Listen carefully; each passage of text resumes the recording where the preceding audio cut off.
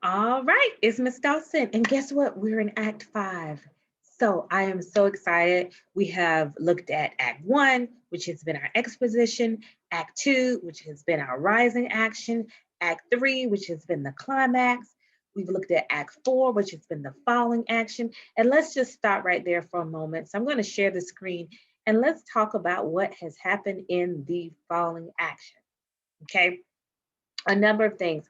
We know that Macbeth, um, of course, goes to see the witches in this act again, so he can get an update on the prophecy. We also know in this act, they give him some prophecies, right? Or they give him some apparitions, is what they like to call it. So they give him three. And here it is. The first one, they tell him to beware Macduff, okay? Which he kind of knows. Um, he's kind of like, I don't know if I can trust that Macduff guy. Okay. Secondly, they tell him no man born of woman can kill you. So of course Macbeth is like, yeah, that means nobody can kill me, right? And the third thing they say is that unless Burnham Wood moves to Dunsinane Hill, you won't be killed. So that means the forest would have to move. And he's like, there's no way the forest would start to walk. So he's like, I'm good. So he feels secure in himself. Okay. Also, we see where Macduff is in England and he's talking to Malcolm, who is the king's son, right? Remember, the two sons fled, Malcolm and Donovan. And so Macduff goes there and he talks to them and Macduff and Malcolm are talking, and really is where they're having a discussion about who would be um, about Malcolm being the next king. You know, Macduff is saying, "Hey, I'll handle everything, but I need you to be king because nobody can be worse than Macbeth."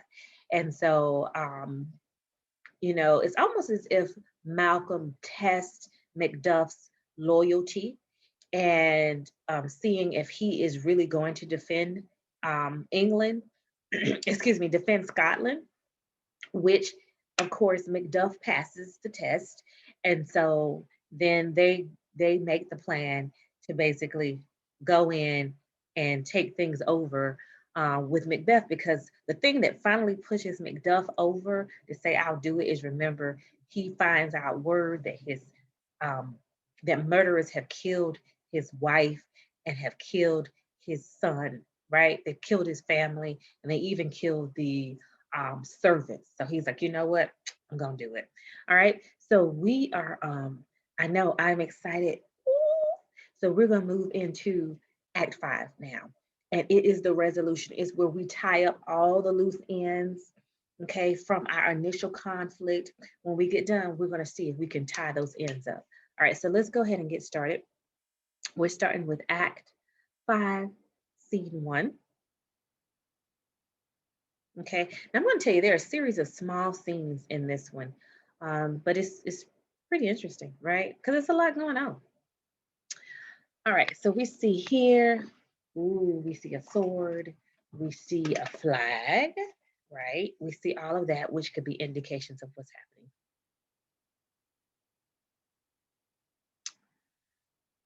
Act 5, Scene 1. For 2 nights now, I've stayed awake with you, but I see no evidence to prove your report. When was the last time she sleepwalked? Since Macbeth went to war, I've seen her rise from her bed, throw on her nightgown, unlock her closet, take out some paper, fold it, write on it, read it, seal it, then return to bed, the whole time fast asleep. This is highly unnatural. When she is like this, have you heard her say anything? She said something, sir, but I will not repeat it to you. Since no one else witnessed it, I will not confess it. You may tell me it is not proper that you should. Excuse me, it is most proper that you should.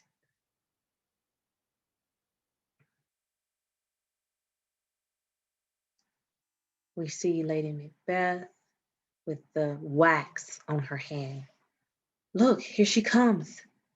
This is exactly how she always looks, and I swear it. She is fast asleep. Watch her. Keep hidden. How did she get that candle? It stands by her bedside. She always has to have a light next to her. She commands it. You see her eyes are open. True, but they see nothing. What's she doing now? Look how she rubs her hands. She does that often, as if she's washing her hands. I've watched her do that for a quarter of an hour now.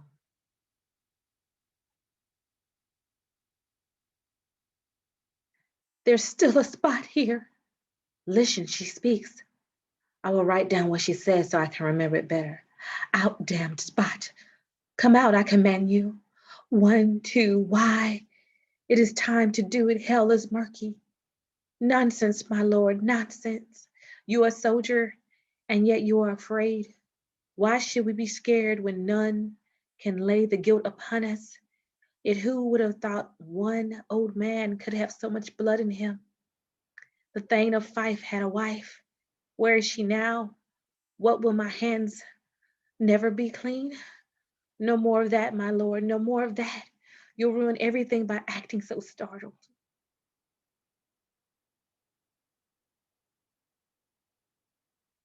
Now look what you've done. You've heard something you shouldn't have. She has spoken of things she shouldn't have. Heaven knows what secret she's keeping. The smell of blood still lingers. All the perfumes of Arabia will not make this little hand smell sweet. Oh, oh, oh. What a sigh. This heart carries a heavy burden. I wouldn't want a heart like hers, even if I were Queen of Scotland. Well, well, well. I hope that it is well, sir.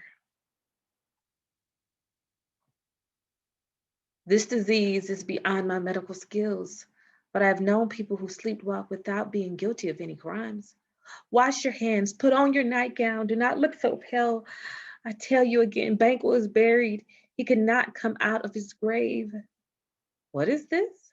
To bed, there's a knocking at the gate. Come, come, come, come, give me your hand. What's done cannot be undone. To bed, to bed, to bed. Will she go to bed now? Yes, straight there. There are evil rumors going around, unnatural acts being unnatural troubles. Those with guilty and deranged minds often confess their secrets to their pillows as they sleep. The lady needs a priest more than a physician. God forgive us all. Look after her. Remove anything that she might use to harm herself. Watch her constantly. And so, good night. She has bewildered my mind and amazed my sight. I dare not speak my thoughts aloud. Good night, good doctor.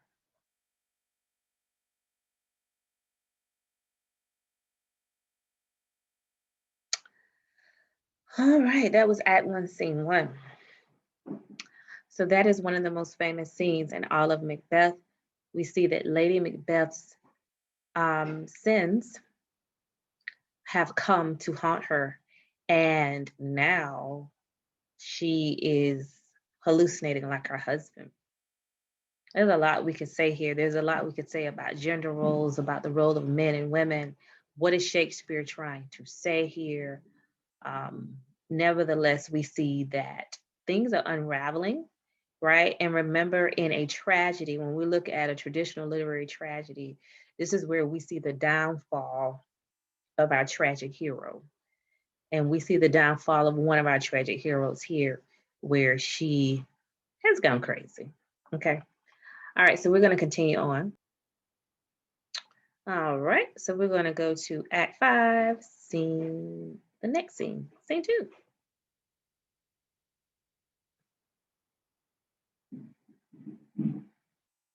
All right, so we see the army, right? If you remember, Macduff and Malcolm were trying to get this army together. So now we see the army and we see that they are ready with their swords. Okay, it says the English army is near, led by Malcolm, his uncle Seward, and the good Macduff. They burn for revenge for the wrongs they have suffered, would make even a dead man rise and commit bloody deeds. We'll meet them near Burnham Wood. They are coming that way. Ooh, now y'all remember we heard about Burnham Wood? Mm-hmm. Let's keep going. That was from one of those apparitions, right? Let's keep going. Does anyone know if Donovan is with his brother? For certain, sir, he is not. I have a list of all the noblemen who are fighting with the English. Seward's son is there, along with many green, beardless youths who will become men in this battle. What of the tyrant Macbeth? He is fortifying his castle at Dunsinane with heavy defenses. Some say he's mad. Now remember, this mad means crazy. Those who hate him less call it brave fury, but indeed, he seems unable to restrain himself any longer. Now he feels the blood of his murdered enemy sticking to his hands. Now, minute by minute, new rebellions punish him for his treachery. His soldiers follow him only because they are commanded to do so, not because they love him. Now, the title of king seems too much for him, like a dwarfish thief wearing a giant's robes. All right, so basically, think of a little, someone little fitting in clothes that do not fit him, right? Who can blame his tortured mind from acting so strangely when everything inside him condemns Macbeth for what he's done? So even they know that Macbeth has done these evil things, right? But as it says, Macbeth's own men follow him because he's the king. Well, then we march on to give our loyalty to one who truly deserves it. We go to join Malcolm, the one who will heal this diseased country. Each drop of our blood will strengthen his medicine. We'll shed as much blood as needed to water Malcolm's royal flower and drown Macbeth's usurping weeds. We march to Burnham. Mm-mm-mm. Okay, so at this point, Macbeth is losing allies, right? Let's go to Act 5, Scene 3. Bring me no more reports. Let all the things desert me until Burnham Wood uproots itself and moves to Dunsinane. I cannot be infected with fear. What is this boy Malcolm? Wasn't he born of a woman? Those spirits that see the future have proclaimed this to me. Fear not, Macbeth. No man born of woman will ever have power over you. So flee, you traitors, treacherous things, joined with the weak and decadent English, the mind that rules me and the heart that sustains me will never falter with doubt or fear or shake with fear.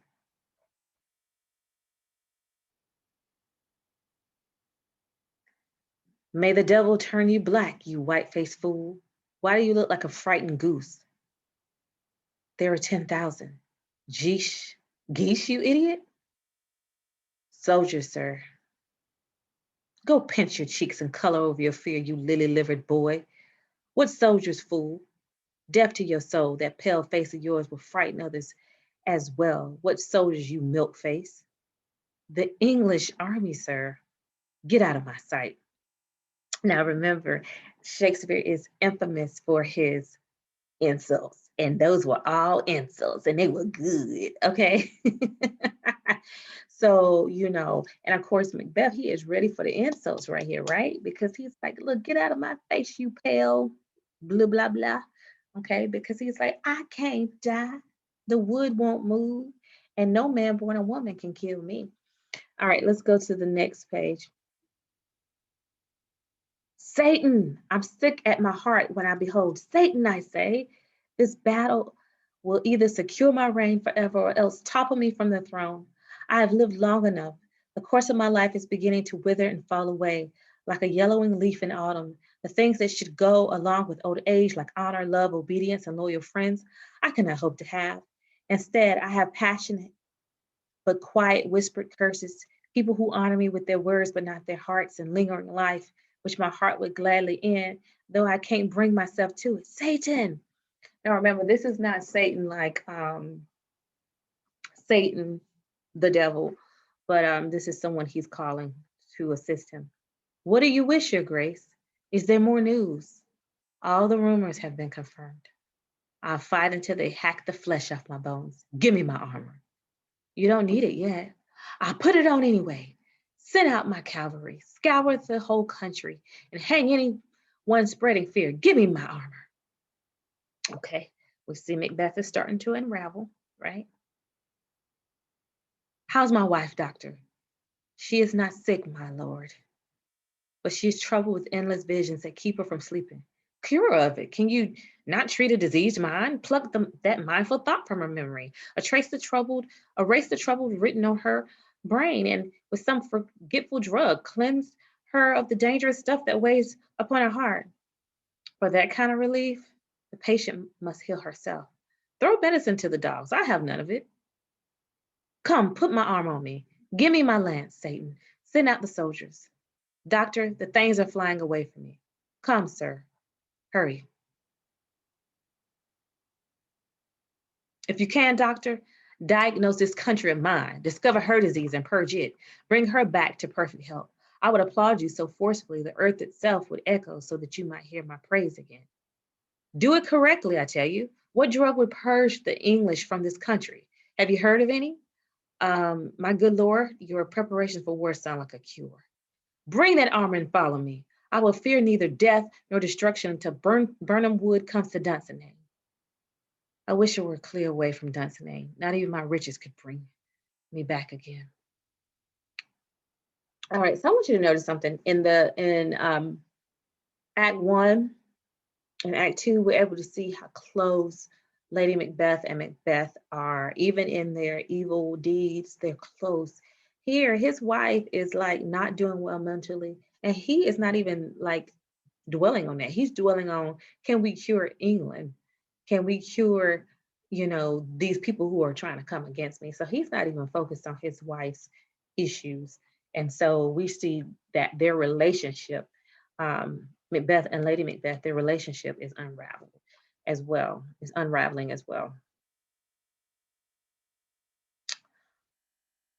All right, so we're going to move on to Act 5, Scene 4 now.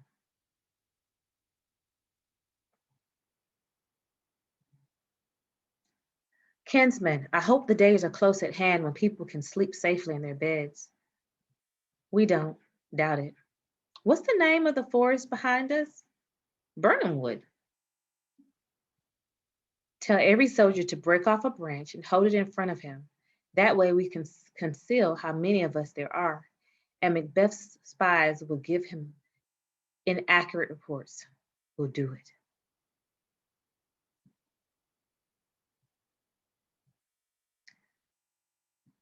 We have no news except that the overconfident Macbeth is still in Dunsinane and will allow us to lay siege to the castle. Indeed, that is his hope. If we fight there, his soldiers will be confined to the castle. Otherwise, he knows they will desert him. Plenty of men of all ranks have already. The only ones who fight are those forced to stay. Their hearts have already fled. Let us wait to make judgments until we've achieved our goal. For now, we are hard-working soldiers. Soon, we'll know what's truly ours and what is not. We may sit here and speculate about our hopes and dreams, but nothing will be settled except by battle to war. Okay, I'm gonna stop share for a moment because we have to talk about what just happened. Did y'all notice what happened? One of the apparitions came true or is about to become true, right? So if you noticed, we had Malcolm give the suggestion of taking the wood from Burnham, right? That Burnham wood, okay, as camouflage. And remember, Macbeth says he's on Dunsinane Hill. If you don't catch it yet, you're gonna catch it in a few. You're gonna catch what I'm throwing in a few. But this is not ending up well for Macbeth, okay? Because the Burnham wood is about to move. All right, so let's go ahead. Let's go to the next scene. Okay, so we're gonna go to Act 5, Scene 5.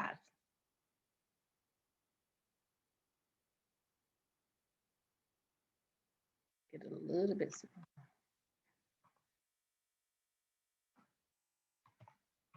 Hang our flags on the outer walls. They are coming. Our castle is strong enough to laugh off the siege. Let them sit out there until they're eaten up by hunger and disease.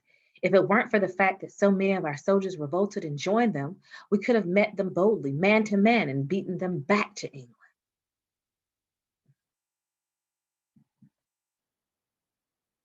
What's that noise? It's the crying of women, my lord. Wah, wah. I've almost forgotten what fear feels like. There was a time when I would have been terrified by a shriek in the night, and the hair on my head would rouse and stand on end when I heard a frightening story. But now I've had my fill of true horrors. They've become so familiar to my murderous mind that they can never startle me again. What was that cry for? The queen is dead, my lord.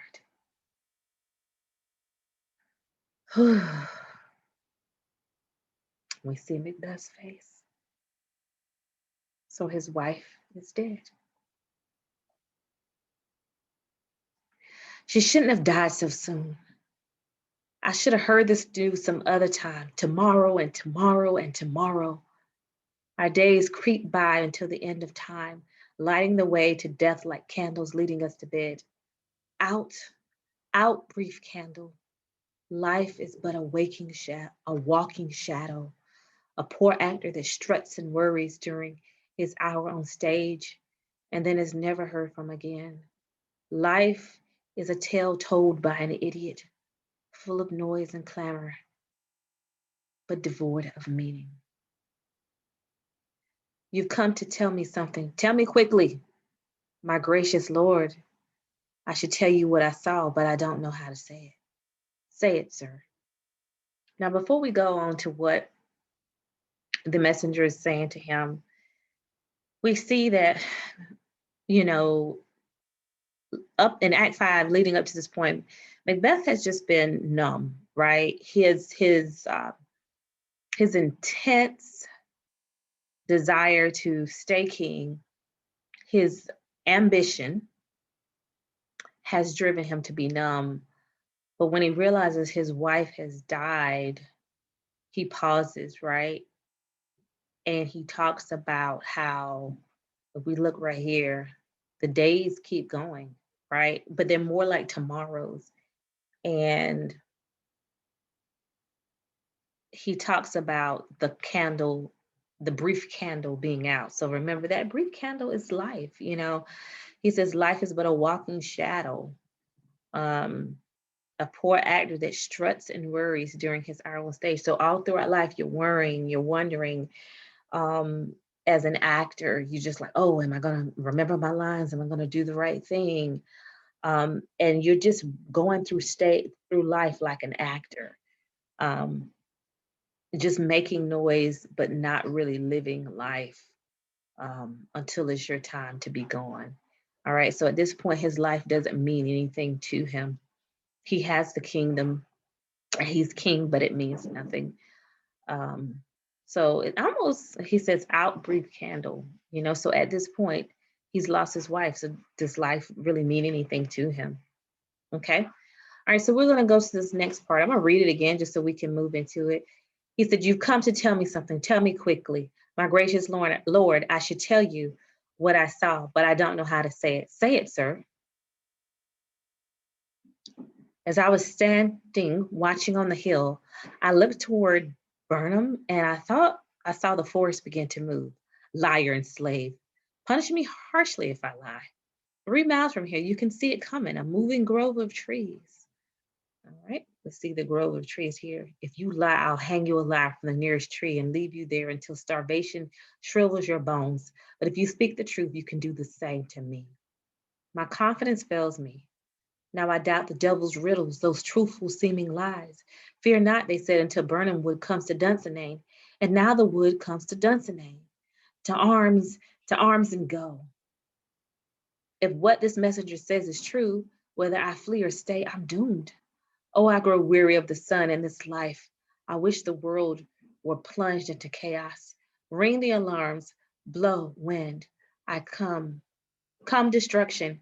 At least we'll die with our armor and on our backs.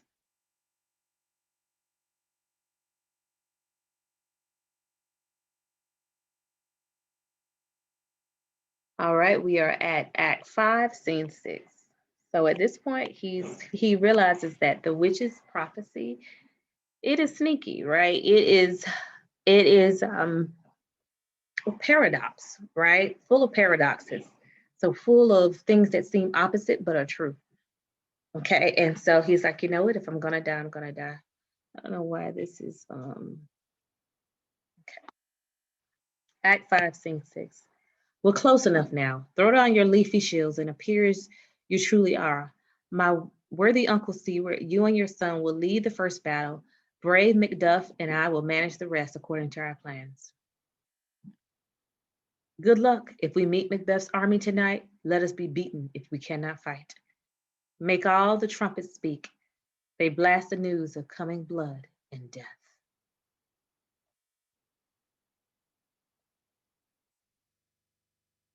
Okay, that was scene 6, and we're going to move into scene 7.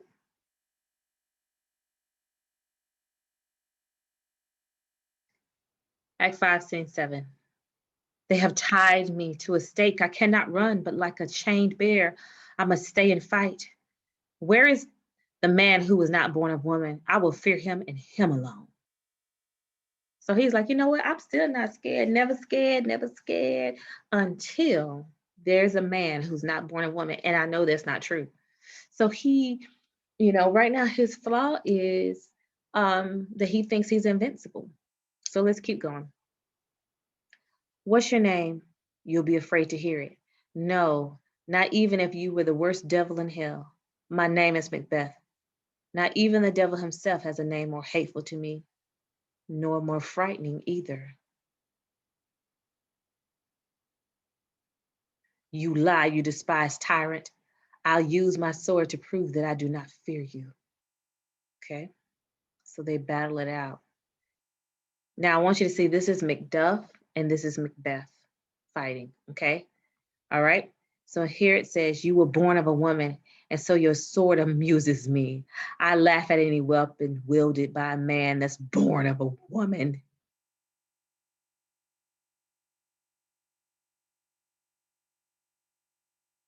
The noise comes from that direction, tyrant. Show your face. If you are slain by another man's sword and not my own, the ghost of my wife and children will haunt me forever. I can't be bothered to fight these wretched commoners who fight for a salary. Either I'll fight you, Macbeth, or else I'll sheathe the sword unused. You must be over there. This great chatter seems to announce the arrival of one of the highest ranking men.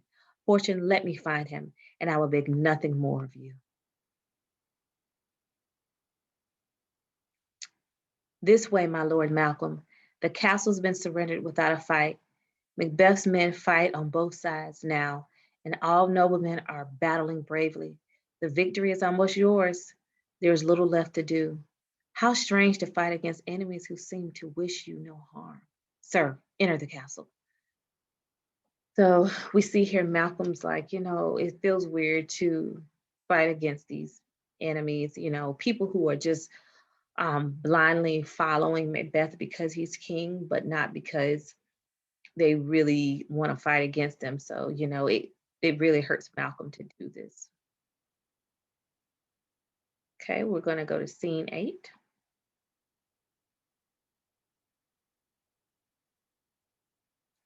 Why should I kill myself with my own sword like one of those ancient? Oh, I'm sorry, we're in Act 5, Scene 8. And so now we're back to Macbeth and Macduff. Okay. Why should I kill myself with my own sword like one of those ancient Roman fools? As long as my enemies are alive, I'd rather see my sword splash them than me. Turn, you hellhound, turn. Macduff, you're the only man I've avoided on this battlefield. Get back now.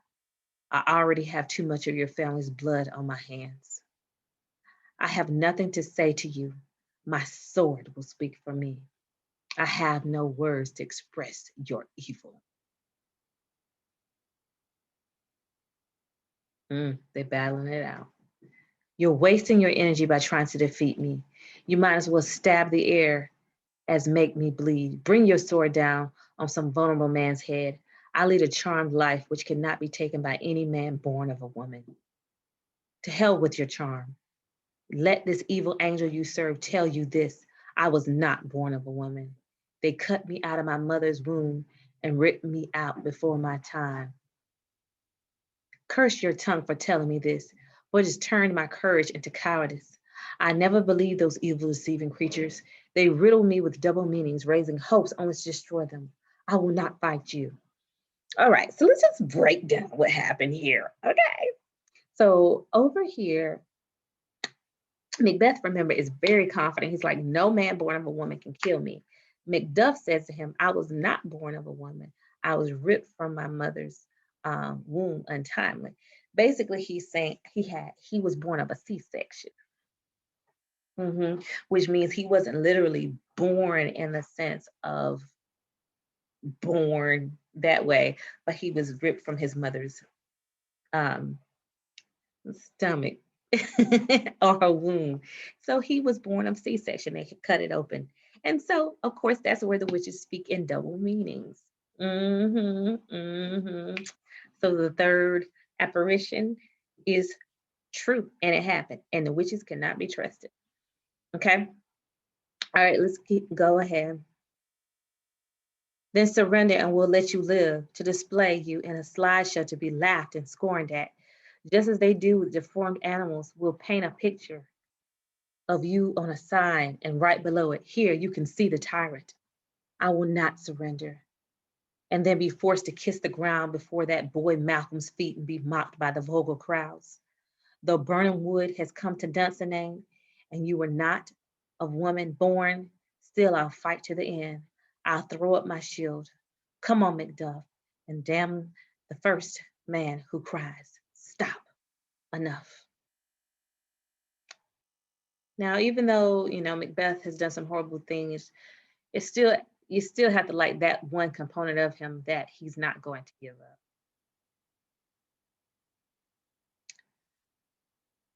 All right, so now we are back to Malcolm. Okay. And Seward, I wish all our friends could have survived this battle. In every battle, some must die, and yet looking around at all the men assembled here, I'd say your victory came cheaply. Macduff is missing, and so is your noble son. My Lord Seward, your son has paid the soldier's price. He lived just long enough to become a man, and then as soon as he'd proved his bravery and strength, he died like a man. Then he's dead. Yes, and carried off the field. You must not try to equal his worth with your grief, but then your mourning would have no end. Yes, they were. Were his wounds on his front side? Well, then he's God's soldier now. If I had as many sons as I had hairs, I couldn't hope for a fairer death for any of them, and thus my mourning is complete. Your son was worth more than that, and I will spend my grief on him.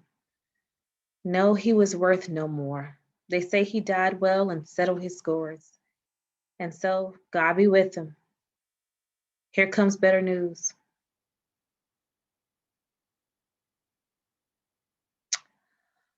Well, we see what happened. We see now that Macduff has Macbeth's head.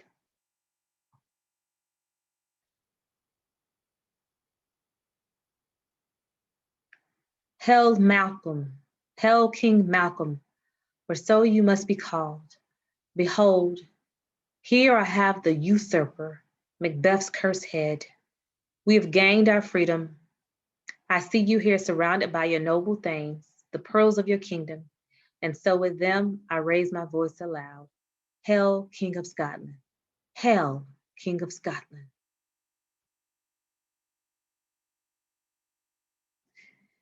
And now we're going to end with a monologue from Malcolm. Soon I will reward each of you as your love deserves. My thanes and kinsmen, I name you all earls, the first Scotland has ever had. There is much to do now at the dawn of this new era. We must call home all our exiled friends who fled the snares of Macbeth's tyranny, and we must bring to justice all the evil ministers of the dead butcher and his demon-like queen, who it is said took her life by her own violent hands. By the grace of God, we will perform this and all else according to the correct time, situation, and place. And so I thank you all and invite each man here to see me crowned King of Scotland at Scone.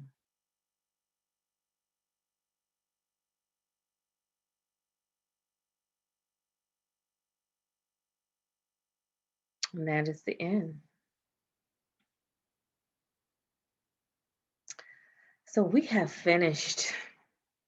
And there's a lot to really kind of unpack, right? There's a lot to unpack in here, but it is called a tragedy. I remember we're in the resolution, right? And so the initial conflict has been somewhat resolved, right? We don't know what's going to happen with Banquo, son, right? Fleance. We don't know how that ties in or if it does. We don't know. But we do know that, remember, in a tragedy, it ends where the tragic hero has a downfall or a death, and it causes the kingdom to be restored. And we see the kingdom has been restored now, where Malcolm, the from the bloodline of his father, Duncan, is king. And so the kingdom has been restored. Okay. All right. Well, I think that is about it for me. But I hope you enjoyed the play. It was graphic when you think about it. There was a lot that happened in it, drama, all that stuff. But I hope you enjoyed it and we'll talk about it more. All right. So take care. Remember, it's the tragedy of Macbeth, and you're really not supposed to say Macbeth multiple times because something eerie will happen. All right. But I really, really hope you enjoyed the play, Tragedy of Macbeth, with our tragic hero, Macbeth. All right. Have a good one.